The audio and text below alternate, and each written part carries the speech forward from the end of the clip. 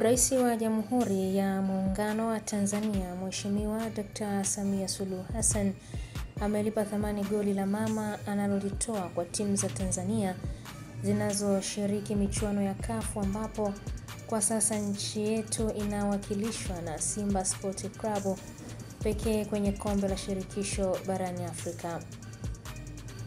Akithibitisha ongezeko la thamani hiyo, Katibu Mkuu wa Wizara ya Habari, Utamaduni, Sanaa na Michezo na msemaji mkuu wa serikali amesema Rais Samia Suluhu Hassan anatambua umuhimu wa mchezo wa marejeo dhidi ya Al-Masry, hivyo kwa kuongeza motisha kwa wachezaji atanunua kila goli moja kwa shilingi milioni 10.